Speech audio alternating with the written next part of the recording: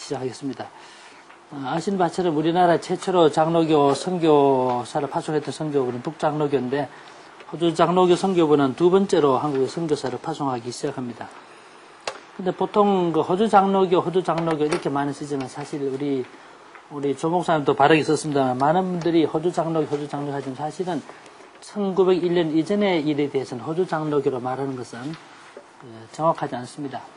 장과학을 한 사람은 실험을 정확하게 해야 되고 정확한 데이터를 사용해야 되듯이 우리 인문사회과학 하는 사람들은 정확한 문헌에 근거해서 정확한 용어를 쓰고 정확한 데이터를 사용해야 되는데 실제 1901년 이전에는 호주 장로교는 말이 적절치 못합니다.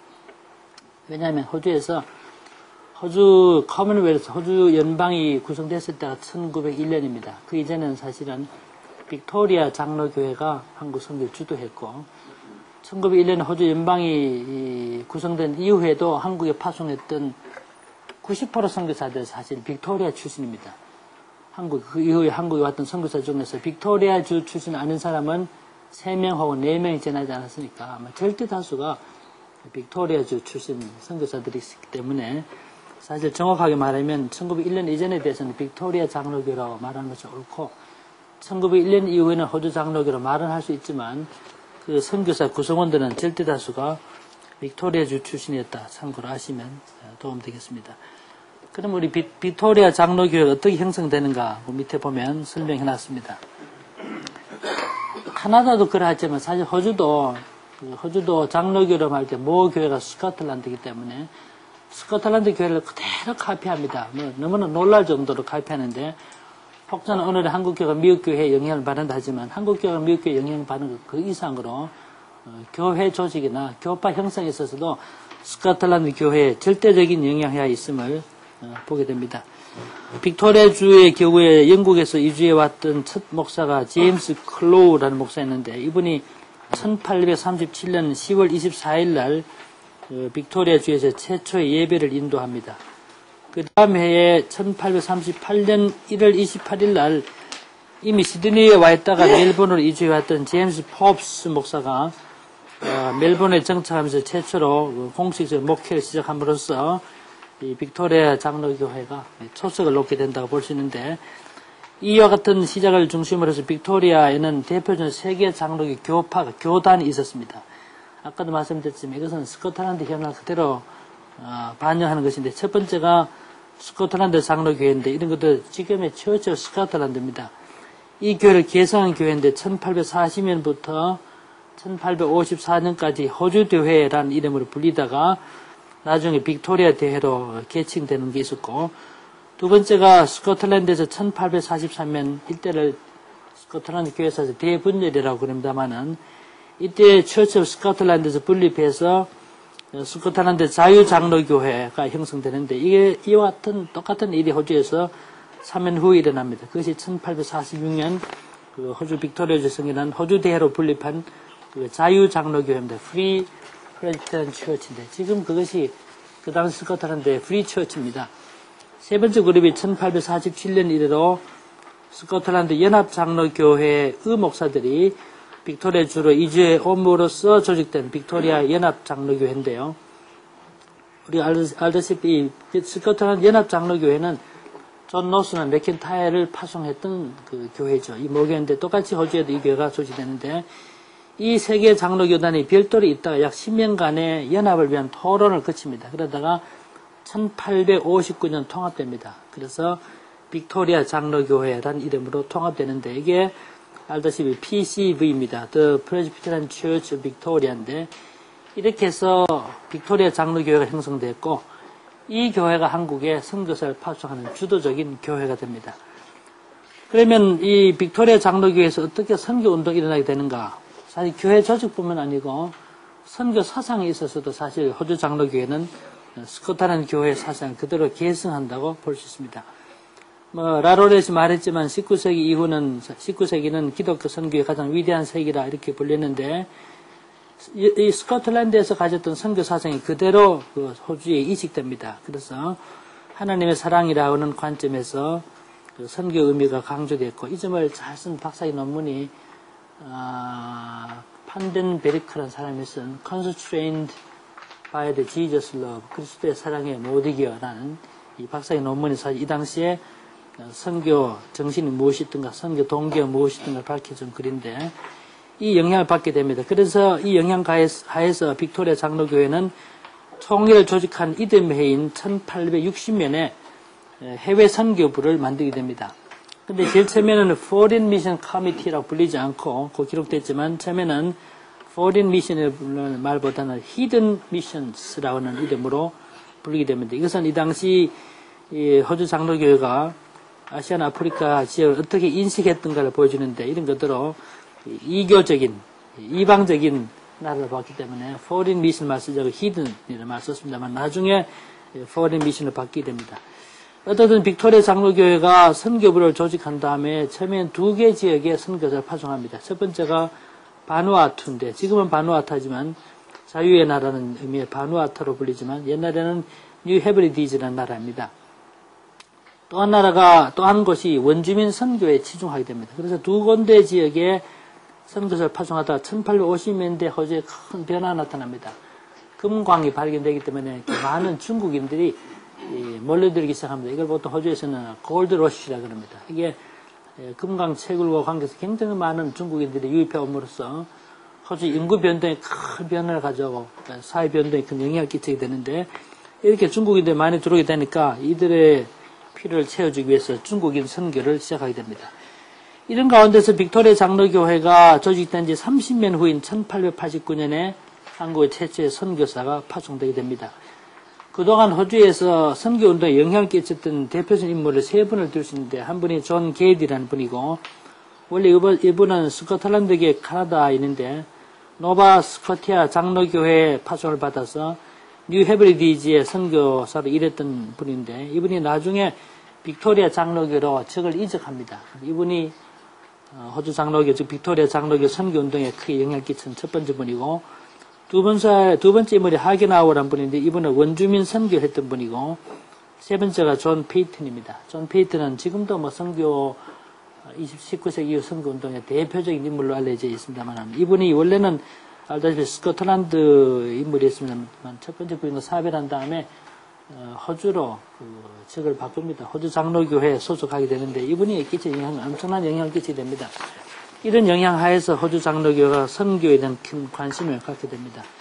사실 존 페이튼 이 사람의 영향 때문에 한국에 왔던 선교사들을 우리의 눈에 보이지 않는 건 할 수 없지만 눈에 보이는 결과적으로 말할 때 이분의 영향을 받고 한국에 왔던 선교사가 그 뒤에 보면 기록됐죠. 맥켄지 같은 분들, 맥켄지, 그 다음에 리아라는 분들, 우리말로 나대벽입니다. 나대벽인데 한문을 벽자 쓰면 골자와 비슷해요.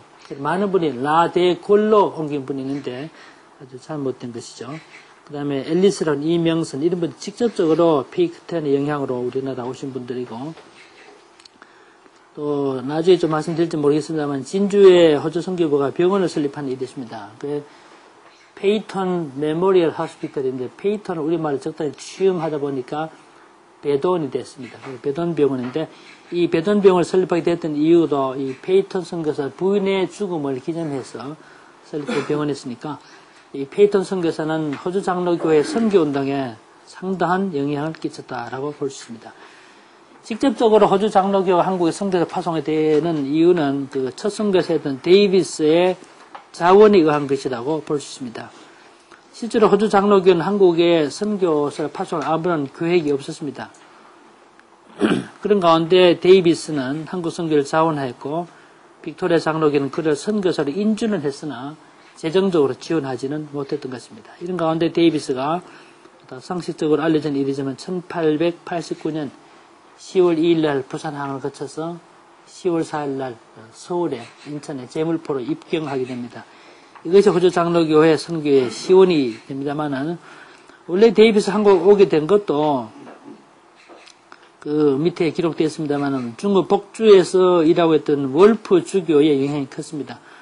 월프가 건강이 좋지 못해서 사실 일본에 휴양했다가 임제로 돌아갈 때 잠시 부산을 거치게 됩니다. 그때 부산에 왔을 때 부산 지방에 개신교 선교가 행해지지 않는 것을 보고는 본국으로 돌아가서 남진아 선교회 사수 차이나 미션에 가서 한국 선교에 대해서 호소했지만 영향을 주지 못했습니다. 그래서 그 편지를 조선 선교의 필요성을 주장한 편지를 보냈는데 호주로 가게 됩니다. 이 편지가 어디로 가냐면 멜버른에 있는 카필드에 있는 성 메리 교회에 보내집니다.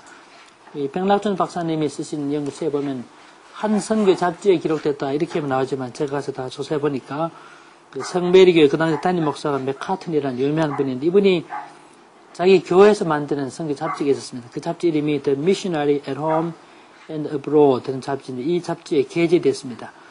제가 이 게재된 호를 발견하지 못했습니다. 여러 도서는 뒤졌는데 찾지 못했습니다만은 이 조선 선교의 필요성을 말하는 이 편지를 읽고 이 당시 왜냐하면 데이비스가 맥카튼 담임 목사는 이 교회에 다니고 있었습니다. 당시에. 그래서 이 편지를 읽고 한국 선교에 관심을 갖게 됩니다. 과거에 이 데이비스가 인도에서 사실은 2년이 채 안 되지만 인도에 선교서 가서 일한 경험이 있습니다. 그래서 자기는 인도에 가려고 마음먹고 있었습니다만은 한국 선교 김 박사 알린 이 편지를 보고 한국에 나오게 됩니다. 이것이 호주 장로교회가 한국 선교의 관작이 된 시작이 됩니다만은 이렇게 시작됐지만 한 세기가 바뀌는 시점인 1910년대에 왔을 때는 한국은 한국보다 50년 앞서 시작된 그 뉴 헤베리디지나 혹은 그 원주민 선교 이런 것보다 훨씬 앞서서 이런 걸 다 제치고 1920년대 오면 호주 빅토리아 장로교회의 선교비의 70%가 코리안 미션 필드를 한국 선교부로 보내질 만큼 한국 선교가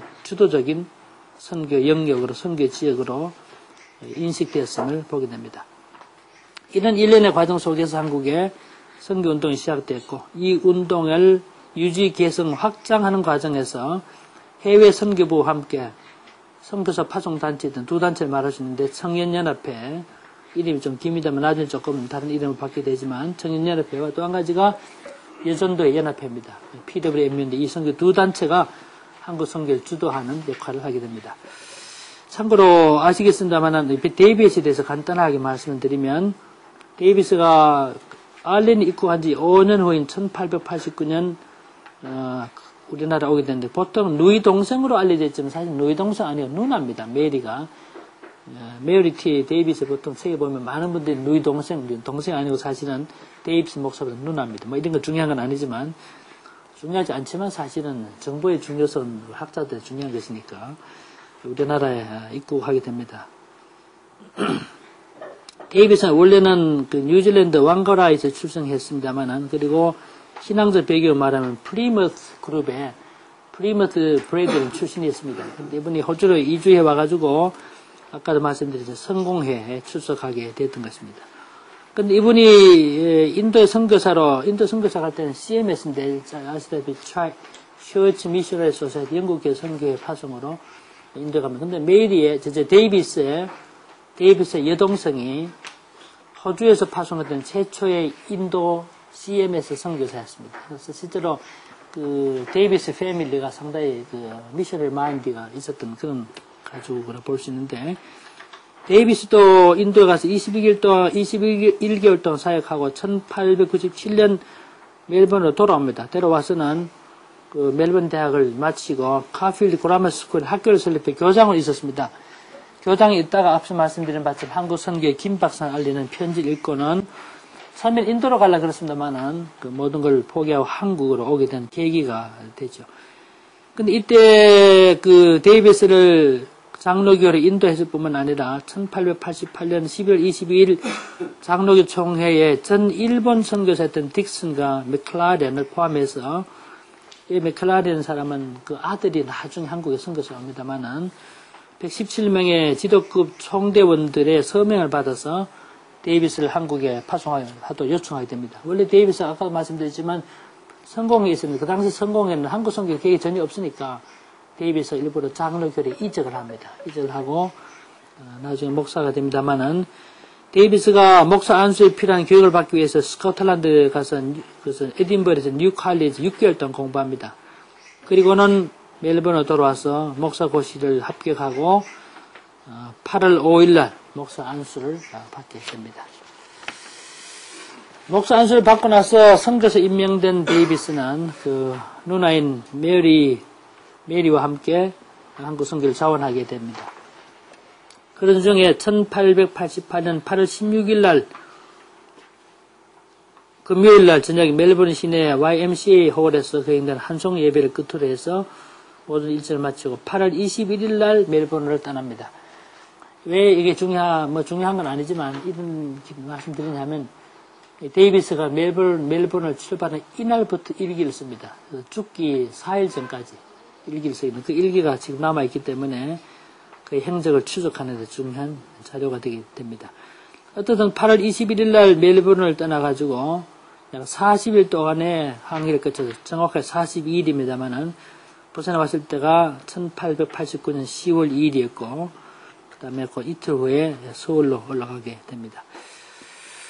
근데 이분이 서울에 도착해 보니까 이미 북장로교 선교사 알렌 와 있죠, 언더도 있죠, 아펜젤라 있죠, 스크랜턴 들어와 있죠, 헤론도 들어오죠 하니까 12명 선교사 있으니까 일단 선교사 없는 곳으로 가서 일하겠다 이렇게 마음 먹고는 처음에는 군산지방으로 갈 계획을 했더랬습니다.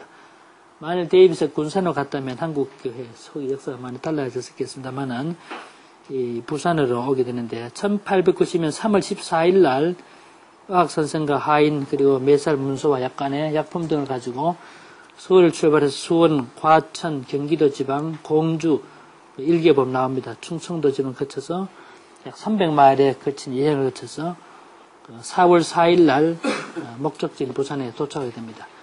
한국에 온 지 6개월 지났을 때는 1890년 4월 4일 날 도착하게 됩니다. 그러나 그는 그 여행 과정에 천연두에 감염되었고 폐렴이 겹쳐서 부산 도착 다음 날인 4월 5일 날 34세의 나이로 부산에서 사망합니다. 4월 5일이 정확한데 우리나라 유명한 이름 말씀드려도 아실 만한 그런 교수님의 작품 속에서도 사실은 4월 15일로 기재된 것이 많습니다. 4월 5일이 그렇게 중요한 건 아니지만 사실은 그렇다 이겁니다. 그래서 부산에서 사망했기 때문에 부산에서 사망하고 나니 어디 매장할까? 서울에서 처음에 헤론이 제일 처음에 죽었잖아요. 헤론이 죽고 나니까 어디 매장할까? 고심해서 결국은 양화진을 그 외국인 묘지로 이렇게 조성하게 된 계기가 됩니다만은 부산에서 최초 사양인입니다. 그래서 고심을 많이 하다가 부산 부사가 고심을 많이 하다가 지금은 부산 가면 남성 여자 중고등학교가 있는데 그 학교 옛날에 복병산입니다. 한문고대 보시다시피 일본군의 외침이 많았기 때문에 군인의 매복해 있던 산에 가서 복병산에 불렸는데 이렇게 안장되게 됩니다. 데이비스 죽고 나니까 이게 호주 장로교에 큰 충격을 주게 됩니다. 그래서 호주 장로교에 선교사 파송기관이 형성되는데 두 가지를 말씀드리겠습니다. 첫 번째가 청년연합회라는 단체입니다. 청년연합회인데 각 주에 설명되어 있습니다만 사실 이게 스코틀랜드에서 배경으로 말하면 이게 청년면례회인데요. 그 호주에서는 청년연합회라 불리는데 또 한 가지가 PWMU입니다. 이 두 선교단체가 조직되고 장로교 총회 해외 선교부는 이들보다 늦게 선교사를 파송하게 되고 나중에는 선교사 파송 업무를 관장하게 되지만 사실은 독립된 두 선교사가 한국 선교를 주도하게 됩니다. 청년연합회가 어떻게 조직되는가 하는 과정을 각주 16번, 17번 등에서 설명했습니다만은 이 청년연합회는 데이빗을 파송한 이후에 1891년에 메카이 목사를 파송하고 그 다음에 아담슨 목사를 아담슨은 부산 경남 지방에 초기 많은 교회들이 이분의 영향에서 설립되기 때문에 중요한 인물이죠. 한국 이름으로 손알로였습니다만은 그 다음에 커리라는 의사라든가 왓슨, 왕대선이라든가 타마스, 도벨릭 같은 분들, 그 다음에 볼란드 같은 분들 파송하고 심지어는 1921년에는 도벨릭 선교사가 죽은 다음에 신학생 김호열이라는 학생을 평양신학교 출신 이 학생을 우리나라 신학교육을 위해서 훈련시킨다고 호주로 데려갔습니다. 이분이 최초의 호주 유학생입니다. 그러나 불행하게도 건강이 좋지 못해 사망합니다만은 또 한 가지 선교단체가 PWMU인데 이 PWMU가 창립된 것은 사실 데이비스와 깊은 관련이 있습니다. 데이비스 우리나라 와서 불과 6개월, 정확하게 말하면 조선 땅을 밟은 지 183일 만에 사망했다는 소식을 듣고 딘 우디라는 이 아가씨가 익명으로 헌금한 50파운드가 처음 시작이 됐고 그 다음에 한국에 왔다가 남동생이 죽으니까 호주로 돌아갔던 메리 이런 분들이 중심이 돼가지고 새로운 선교단체를 형성해야 되는데 그것이 PWMU라는 선교단체인데 1890년 7월 29일 날 멜버른 교회 투락이라는 지역이 있는데 투락 교회에 출석한 하퍼 부인의 집에서 이 조직을 갖추게 됩니다. 근데 멜본을 중심으로 해서 그 주변의 도시들 예컨대 며칠 내려가면 있죠. 발라라시라든가 케언즈, 질롱 이런 지역에서 거의 비슷한 시기에 별도의 이와 같은 운동이 일어나서 다 연합해서 오늘 우리가 말한 예전도 연합회를 만들게 되는데 흥미로운 사실은 발라라시라는 곳에서는 케인즈 부인이 이 운동을 주도하는데 이 사람 누구냐면 한국 와서 죽은 데이비스 목사의 부인의 데이비스 목사의 남동생의 부인입니다. 그러면 질롱에서 이 운동을 주도했던 사람은 데이비스인데 죽은 데이비스 목사의 여동생입니다. 그러니까 이 죽은 데이비스 목사의 패밀리들이 중심이 돼서 사실은 PWMU라고 하는 선교단체가 만들어진다는 점입니다. 그래서 선교단체 만들어지는데 뭐 우리가 이런 것까지 알 필요도 없습니다만은 이 PWMU라는 선교단체 만들어져서 1924년까지 34년 동안 장기 집권했던 사람이 하퍼라는 여자인데 이분이 돈도 많고 리더십도 있던 분, 이분이 정말 선교에 있어서 엄청난 영향을 끼쳤던 분인데 이분이 저택이 크기 때문에 미오라, 자기 저택을 미오라는 말이 호주 말로, 호주 원주민 말로 야영지 혹은 휴양지라는 뜻이 있습니다. 그래서 나중에 부산에 고아원이 설립되었을 때 고아원 이름이 미오라 고아원인데 왜냐하면 하퍼시 자기 저택인 미오라 그 저택에서 백가와든에서 자금을 모아서 보냈기 때문에 그런 이름이 붙여졌습니다만 어떻든 PWMU는 한국 선교에 엄청난 영향을 끼쳤다라고 볼 수 있습니다. 그래서 데이빗을 죽고 나서 2년이 채 안 됐을 땐 1891년에 그 예전도 연합회는 세 사람의 선교사를 한국에 파송하기로 결정합니다. 그분이 맨지스라는 분인데 호주 수상 맨지스 경이 있습니다. 호주 수상 2번을 역임했던 분은 이분의 조카입니다. 그러니까 상당히 귀한 집 딸임인데 맨지스 양하고 그 다음 페리라는 분하고 프로셋이라는 분, 이 세 사람 여자인데 이분이 1891년에 우리나라 오게 되는데 정리해서 말씀드리면 그 청년연합회가 파송했던 메카이 목사 부부, 예전도 연합회 파송했던 이 세 처녀 합치면 5명 되죠. 5명이 1891년 10월 달에 다시 우리나라 온 이분들이 제2진 선교사 형성하게 되었고 이것이 호주 장로교가 그 이후에 한국 선교사를 계승하게 됐던 중요한 시작이 됩니다. 근데 참고로 말씀드려본다면 예전도 연합회는 그 세 사람의 미혼 여자 선교사를 보내면서 해방 전까지 35명의 미혼 여자 선교사를 보냈어요. 그래서 한국에 왔던 선교사 중에 호주 선교사 중에 80%를 예전도 연합회 즉 PWMU 선교사가 가담하게 감당하게 되었다라고 볼 수 있습니다. 그러던 가운데 총회 해외 선교부가 한국의 선교사를 파송한 일에 동참하게 되는데 이것은 사실은 1900년대 이후부터 이 일에 동참하게 됩니다. 그러다가 나중에는 총회 선교부가 우리나라 경우도 그렇지만 그 교회 희화에 있는 두 독립된 선교기관의 선교활동을 관장하는 그런 역할을 하게 됩니다. 그 다음에는 우리 6번에서는 한국에 왔던 선교사들의 활동이 어땠던가를 잠시만 정리해 보겠습니다. 데이빗을 죽고 나서 1891년에 제2전 선교사 5명이 내한하게 되는데 사실은 북장로교나 뭐 남장로교에 비하게 되면 아직 소수 인적인 구성으로 볼 때 소수에 지나지 않지만 이분들이 데이빗의 사망 원인도 있지만 선교지 분할 정책으로 부산 경남 지방의 선교 활동을 감당하게 됩니다.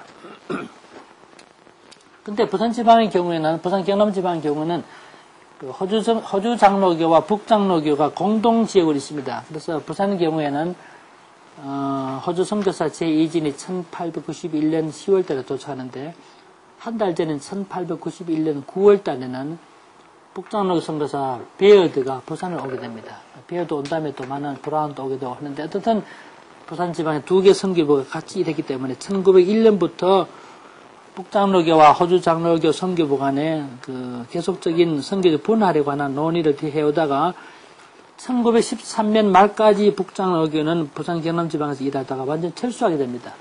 그래서 이제는 호주 선교부 숫자가 많아지니까 우리 더 이상 부산 경남 지방에 일하지 않아도 된다는 그런 판단을 했기 때문에 부산 경남 지방에서 철수합니다. 그래서 1914년 이후부터는 호주 선교부가 부산 경남 지역 전역을 감당해야 되는 이때 인구를 약 150만 명으로 추산합니다. 그래서 호주 선교사들이 계속적인 그 내한이 있습니다만 특히 1910년에는 호주 장로교 내부에 소위 포워드 무브먼트 그래서 전진 운동이라는 선교 운동, 확산 운동을 전개합니다. 이 영향하에서 사실은 1910년을 거쳐가면서 더 많은 선교사들이 파송됩니다. 그래서 8명의 목사와 그 다음에 여자 선교사 합쳐서 9명 선교사가 한국에 파송되는 일을 통해서 호주 선교부와 부산 경남 지방을 보다 효과적으로 선교할 수 있게 되니까 결과적으로 말씀드리면 5개 지역, 부산 경남 지방 5개 지역을 선교 거점으로 삼게 되는 그것이 부산, 진주가 당시에는 그 경남도청에 1925년 이전까지는 진주에 있었습니다. 그래서 지금은 진주가 좀 그렇습니다. 그때만 해도 아주 중요한 지역인데 부산, 진주, 마산, 통영, 거창 이 지역에 선교 지부가 설치되고 경남지방 선교를 감당해야 됩니다. 그러면 해 지부가 관할했던 지역이 어디였던가 하는 제가 인쇄물이 기록되어 있으면 참고로 보시면 되겠습니다만은 호주 선교사들이 부산 경남지방 말고 타 지역에서 일했던 사람 딱 2명뿐입니다. 그것은 바로 다른 선교부와 연합운동, 연합선교 활동이 일원으로 가담하게 되는데 한 사람이 왕길지죠. 왕길지. 엥겔인데 이름만 보더라도 이 사람이 원래 영국 계통 아니면 알 수 있겠죠. 원래 엥겔이 독일 사람입니다. 원래 독일 바젤 선교회에서 파송을 받고 인도에 가서 일하던 중에 호주 여자를 만나게 됩니다. 호주 여자와 결혼해가지고 살기 좋은 따뜻한 남쪽 나라로 호주로 이민을 옵니다. 이민을 와서 호주 사람 됩니다만 이분이 독일 사람이기 때문에 독일말 썼지만 한국에 도착한 딱 그 순간부터는 독일말 일절 안 쓰고 일기를 다 한글 영어로 썼습니다. 원래 이 왕길제가 은혜 아주 대단한 재능을 가졌던 분이었습니다. 그래서 우리나라 와서도 뭐 많은 고전어도 아주 잘했던 선교사 중에 고전어를 가장 잘했던 선교사 중 한 사람이에요. 알다시피 평양신학교에서 헬라어 히브리어를 가르쳤던 분이 왕길지입니다. 나중에 말할 기회가 있을지 모르겠지만 혹자는 이런 해석을 합니다. 사실 북장로교가 우리 목사님 저번 발표하시면서 말씀했지만 북장로교 선교사들 중 메카닉 출신들이 평양신학교를 주도하면서 호주 장로교 신학에 대해 약간의 불신이 있었습니다. 그래가지고 의도적으로 왕길지 아주 실력 있는 분이었습니다. 그런데 덜 신학적이라고 볼 수 있는 언어를 가르치겠다는 그런 일화가 남아있습니다. 우리 찬송가에 있는 내주는 강한 성이요 방패와 변기 대신에 찬송은 독일말로 쓴 거 아닙니까? 루터 쓴 것입니까? 이걸 우리말로 번역했던 사람이 사실 왕길지입니다. 자기는 독일어도 잘했으니까 왕길지가 찬송가 이분이 음악도 잘했습니다. 오르간도 연주하던 분이니까 찬송가 편찬 위원으로 있으면서 자기가 번역했던 분인데 이분이 사실 1906년부터 강사로 다니다가 평양신학교에 1919년부터 35년까지 평양신학교 전임 교수로 봉사하게 되고 그래서 호주 선교사들이 절대 다수가 부산 경남 지방에서 일했지만 왕길지는 평양에서 일했다. 또 다른 한 분이 누구냐면 마라인인데요. 찰스 맥클라렌인데 이분이 우리나라의 유일한 그 당시에 최초의 신경정신과 의사입니다.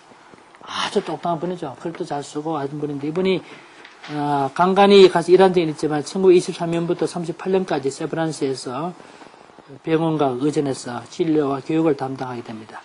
이 두 분이 호주 선교사로서 연합운동에 가담했던 분들을 볼 수 있습니다. 호주 장로교도 다른 선교부와 마찬가지로 사도시대 이후에 가장 중요한 세 가지 영역이었던 전도, 교육, 의료 등 세 분야에서 활동했고 또 한 가지가 자선 구호 활동을 겸하게 됩니다. 그러면서도 호주 선교부가 특별히 강조했던 영역이 교육정책인데 호주 선교부 안에 여자 선교사가 많았던 말은 특히 부산 경남 지방, 보수적인 지방에서 여성교육과 아동교육을 강조했다는 뜻을 우리가 헤아려 볼 수가 있습니다. 실제적으로 호주 장로교 선교 정책 중에 교육정책을 강조해서 부녀자와 아동교육을 강조합니다. 그래서 특히 여성교육에 특별한 관심을 기울이게 됩니다. 그래서 학교를 설립합니다만 5개 미션 스테이시마다 학교를 설립하지만 남자 학교는 어느 정도만 되면 해 기관의 해 지역 노회나 교회에 위임하지만 여자 학교는 계속해서 호주 선교부가 관장한다는 그런 정책을 위반한 적이 있습니다. 이것은 한국 교회가 여성교육에 무관심했기 때문에 경영권을 넘겨줄 수 없다는 생각을 했던 것입니다. 이런 영향 가운데 호주 선교부는 부산에는 일신여학교, 그 다음에 진주에는 시원여학교, 마산에는 의신여학교, 통영에는 진명여학교 등과 같은 학교를 설립하고 그리고 생계가 어려운 가난한 사람들을 위한 자선적 측면에서 통영과 부산 동네에다가 이 실업학교, 영어로는 Industrial School 혹은 Vocational School 혹은 Farm School이라는 말을 썼습니다만 이런 학교를 설립했는데 이런 교육적인 기능과 자선적 기능을 지녔던 학교라고 볼 수 있습니다. 그 다음에 호주 선교부의 의뢰활동에 대해서 간략히 말씀드리면, 호주 선교부 의뢰활동은 조금 미미했습니다. 사실은 지금도 호주가 미국에 있는 데 비해 좀 부족하죠. 그 당시만 하더라도 호주는 미국에 비하면 재정적인 능력이 많이 미약했습니다. 여담으로 말씀드리지만 미국 북장로교가 자리 잡았던 땅은 그 당시에는요, 여담으로 말씀드리면 좋은 땅 잡는다고 잡았어요. 부산 아파트 크게 본 땅 잡았는데, 그때는 북장로교는 호주 선교보다 돈이 좀 많았으니까 호주 선교부는 그만한 돈이 없었지만 시시한 데 자리를 잡았는데, 그래도 호주 선교사들 안목이 더 큰, 지금은 호주 선교사 있는 곳이 땅값이 훨씬 더 높다. 근데 의뢰 선교사는 78명의 해방 전까지 78명의 내한 선교사들 중에 의뢰 선교사는 7명에 지나지 않았습니다. 그래서 의사가 4명 있고 간호사가 3명 있습니다. 이것만 보더라도 호주 장로교는 의뢰 선교 활동은 사실 타 선교부에서 미미했다라고 볼 수 있습니다. 그래서 병원을 설립할 만한 많은 재정적인 형편이 못 되는 진주를 의뢰 선교 활동의 중심지로 삼고, 그것에 1909년에 미시즈 페이턴 메모리얼 하스피털인데 배전 병원을 설립합니다. 그리고 그 당시 의료 활동이 좋지 못하니까 비교적 인구가 많던 부산과, 그리고 통영이라는 곳은 사실 알다시피 섬이 많은 곳이다. 섬이. 그래서 섬에 많은 사람들이 건강을 보존받지 못하기 때문에 거기다가 아동 건강관리소, 베이비 웰페어 센터를 설립해서 시약소 정도의 역할을 하면서 활동했고, 특히 섬지방 사람들이 병들면 치료받지 못하니까 일부러 호주 선교부의 특별 기금으로 배를 사가지고 섬지방을 다니면서 배돈병으로 인도하면서 치료했던 그런 아름다운 일화가 남아 있습니다. 호주 장로교 선교부의 의료활동 중 한 가지 중요한 것이 나한자 수용소인데요. 수용소란 말이 너무 군사적 의미에 있다 해서 요즘 그런 표현을 좀 기판 경향이 있지만, 사실은 과거에는 솔직히 수용소였죠. 사실은 자의적인 요구도 있었지만 타에 의해서도 많이 수용됐으니까요. 이때 이 일을 관장했던 사람이 맥켄지입니다. 맥견시라는 이름을 가진 분인데, 이분이 이 나은 자들을 위해서 30년 동안 일했는데 정말 훌륭한 분입니다. 그러면서도 이 당시에 알다시피 우리나라에 나은 자 시설이 있었던 것이 부산, 그 다음에 대구, 광주 세 곳이었는데, 맥켄지는 이 당시 일제시대 때 총독으로부터 몇 차례 훈 표상을 받은 적이 있습니다. 이런 점 때문인지 몰라도 맥켄지는 일제에 대한 인생은 조금 친일적인 그런 견해를 가졌던 분이고, 신자참배 문제에 대해서도 좀 더 수용적인 입장을 취했던 일이 있습니다. 혹자는 이것이 일제 조선 총독부가 사실 나한자 수용실을 위해서 기금을 준 적도 있고, 이분에 대해서 표상을 준 적도 있기 때문에 그런 영향이 아닌가 이런 해석도 해보기도 합니다. 그러나 어떻든 이분이 나한자를 위해서 30년 동안 봉사했던 이유 때문에 자기 조국으로 돌아간 다음에는 호주 장로교에 그런 선례가 없습니다. 선교지에서만 지내다 온 사람을 장로 총회장으로 추대했던 이런 그분의 봉사에 대한 하나의 보응의 차원에서 그렇게 한 적이 있고, 이분의 두 딸이 나중에 부산에 와서 설립한 병원이 지금 부산에 있는 일신병원이라는 그 병원이 됩니다. 참고로 말씀드렸고요. 그러면 호주 장로교 선교사들의 신학과 또 신자 참배 문제에 대해서 간략하게 한번 정리를 해보겠습니다. 조금만 더 하고 마치겠습니다. 앞서 말씀드렸지만 해방 전까지 50년간 한국에 파송한 선교사 수가 78명인데 이 중에 19사람은 선교사 부인이었고, 호주 선교부는 그 당시에 19명 선교사로는 인준했지만 선교사 부인은 투표권은 없었습니다. 이 당시에. 호주 선교사 부인들의 투표권이 주어졌을 때가 1928년입니다. 하기야뭐 사실 미국같이 민주주의가 발전한 나라도 여성에게 참정권을 줬을 때가 1920년이고, 영국에서 여성에게 참정권을 줬을 때 1928년인데, 그는 비슷한 시기에 선교사 부인들에게도 투표권을 줬음을 알 수 있습니다.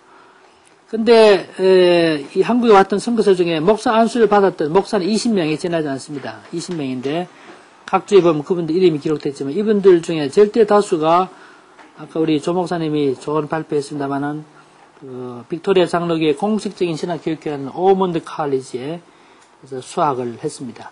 오먼드 칼리지는 1865년에 설립되어서 1910년대부터 자유주의 신학이 소개되기 시작합니다. 어떤 점에서 1930년대 이후 상당히 진보적 신학을 견지했다고 볼 수 있습니다. 그래서 초기 선교사들에 비해서 1920년대 이후의 선교사들은 진보적 성격에 강했다고 말할 수 있습니다. 물론 자, 호주 장로교의 공식적인 교리적인 표준은 웨스트민스터 신앙 고백서에 있습니다만은 그 호주 장로교 선교사들의 신학은 획일적으로 말할 수 없지만 미국에서 왔던 선교사들보다는 더 진보적이었습니다. 그 점을 미국 선교사들도 그렇게 인식했고 호주 선교사들 스스로도 그런 인식을 했음을 알 수가 있습니다. 아까 그런 점을 말씀드렸지만 이런 점 때문인지 몰라도 직접적으로 성경신학을 교수하도 요청하지 않고 언어를 가르치게 했고 왕길재 선교사가 어느 말고는 교회사를 가르쳤습니다. 교회사 가르쳤고 도서관장으로 일하게 했던 그런 경향이 있습니다. 요즘에 된 제가 별도 논문에 한번 논한 적이 있으니까 그 정도 말씀드리겠습니다. 신사 참배 문제도 호주 선교와 관련해서 흥미로운 몇 가지 토론의 주제들이 있습니다만은 호주 선교사들은 대체적으로 말하면 신사 참배를 아주 강하게 반대했지만 그러나 100% 그렇게 한 것은 아닙니다. 신사 참배 문제와 관련해서 호주 선교부가 두 차례의 중요한 스테이트먼트를 낸 적이 있는데 첫 번째 경우가 좀 내려가다 보면 있죠. 1936년 2월 8일 발표되는데 이게 첫 번째 공식적인 스테이트먼트입니다. 천황에 대해서는 존경과 충의를 표하지만 창조자이자 우주의 통치자이신 오직 한 분 하나님 경배하기 때문에 하나님만 경배하기 때문에 어떠한 형태의 신사참배 행위도 수용할 수 없다. 이런 강경한 입장을 표시합니다. 근데 이 문서가 발표됐을 때 일제는 이 점을 변조해가지고 상부에 보고해서 타성교부에 영향을 줄까봐 호주 선교부는 신사참배를 용인한 것처럼 말했기 때문에 호주 선교부가 굉장한 충격을 받게 됩니다. 이 문제 때문에 본국교회하고 굉장한 논란이 있었고 본국교회에서는 선교 교육의 계속을 위해서는 일종의 타협을 권장합니다.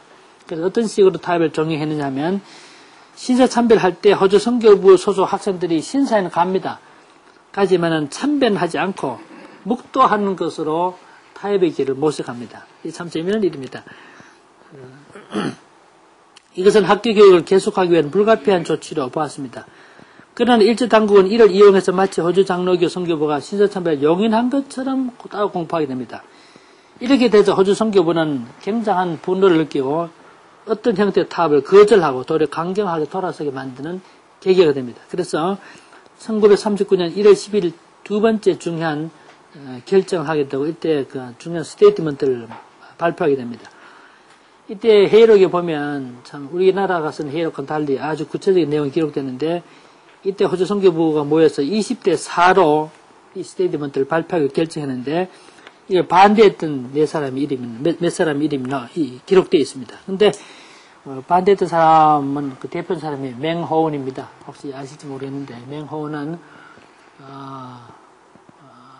마산의 창신학교를 경해 다른 지방도 마찬가지로 대체적으로 신사참배에 대해서 수용적 입장을 취했던 사람들이 직접적으로 학교 경영에 관여했던 분들 아닙니까? 자, 언더우드 아들던 H.H. 언더우드도 그런 입장을 취하지 않았어요. 근데 호주 선교사 중에서 신사참배를 강하게 반대했던 인물이 누구냐면 마라이언이라는 의사입니다. 클라렌은 이번에 나중에 11주 동안 투옥된 경험도 있습니다만 테메시라는 분이죠. 테메시는 우리 신사참배에 관한 글이 많이 언급된 인물이니까요. 테메시. 그 다음에 스타키라는 분이고 찬성론자 대표적인 인물이 맥켄지와 맹호운 같은 분들이었습니다. 그러나 결국은 다수가 반대이기 때문에 학교를 폐쇄하고 결국은 선교사 한국을 철수하게 됩니다. 1939년은 호주 장로교회 한국 선교사가 호주 장로교 한국에 선교한 지 50주년이 되는 해지만 불행하고도 이 해는 호주 선교사들의 철수가 시작되는 때입니다. 이때 벌써 대동아 전쟁에 전운이 감돌고 있었기 때문에 더 이상 내한하지 못했고 이미 있던 선교사들이 안식년으로 돌아가면 다시 돌아오지 않는 방식으로 철수를 시작합니다. 이런 가운데 있을 때에 부산에 가면 진주에 가면 진주교회가 있습니다. 1905년에 설립된 교회인데 그 당시에는 중요한 교회인데 진주교회가 1939년 2월 9일자로 호주 선교부와 내국인 신자들 한 두 가지 중요한 문서를 발표합니다. 이게 영어로 번역된 문서는 있는데 진주교회는 이 문서 갖고 있지 않습니다. 저는 우리가 더 이상 호주 선교부 관할을 받지 않겠습니다. 이제 우리가 자주적인 기독교로 나가겠습니다 하면서 호주 선교부의 관할을 포기하겠다는 말인데 이것은 내용으로 보면 일제의 강압이 한 것이 알 수 있고 솔직히 말씀드리면 이 당시 진주교회 담임 목사님이 나중에 친일적인 기록하는 분들이기 때문에 강하게 대처하지 못하기 때문에 이런 문서가 발표됩니다만은 아주 중요하고 재미있는 문서이기 때문에 일부를 각 주에서 설명해 놨습니다만은, 여기 동료 한국인들이 보낸 편지 말고 호주 선교부로 보낸 편지 제목이 announcement sent by the Jinju Church